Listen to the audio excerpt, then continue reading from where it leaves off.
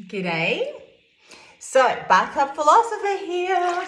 I was just doing a video earlier and I realized that there was something that I wanted to talk about, and that was, just quickly, education. It's one of my favorite topics, education for kids and how bad it is. I'm sorry to all the teachers out there because I know that you're doing the best that you can with what you have been given. You know, that is the thing that I come across a lot because I've written books, I've written a curriculum based on my own experiences as far as emotional intelligence is concerned, as a parent and as a child in school, and as a facilitator, educator, and teacher of a few different things, and martial arts, art, and EI related things. And what I see is we have this amazing opportunity to teach differently and more effectively, but we're under this, we can't because, well, we can, but it's hard to break away from an established system.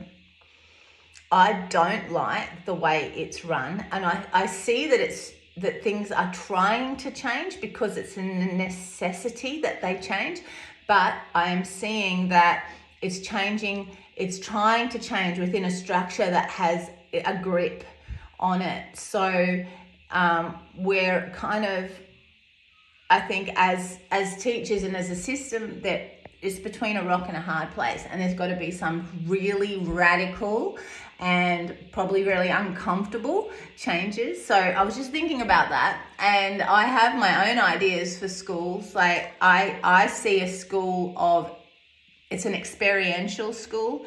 You're not sitting there, you're not putting kids in lecture chairs and lecturing to them. You're not asking them to focus and to concentrate. That's a whole different art, to focus without screwing your muscles up and tensing your muscles for a lifetime of pain.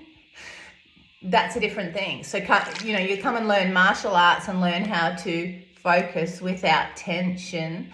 But in a school situation, in the classroom, we don't want kids to be tensing up. They don't understand how to focus without tensing. And so we're adding thick, we're withdrawing clarity from their mind because they're in cortisol, like they're tense.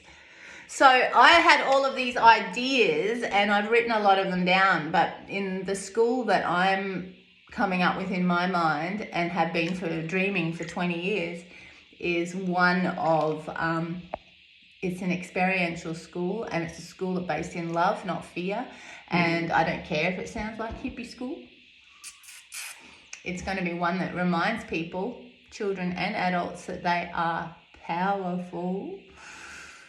I'm pretty excited about that. If you want to hear more, I'll talk more. But over on Patreon, I'll be doing longer videos, and they're not always in the bath. Sometimes they're walking around in the bush. The bath is where I get a lot of my inspiration. And also, it's a way for me to go, you know what? You've got a body, be free. Be free, because we shouldn't be tightly following all these orders. It's one thing to have a kind of groundwork for kindness. That's a personal self-awareness journey. There's plenty of people out there being kind because they've been told to, being polite, being respectful because they've been told to, or they'll get in trouble, they'll go to jail or whatever. But we want to start developing a world where people are not being good for fear. They're actually being good because they want to. So how do we do that? We start with a school of experience, a school of soul.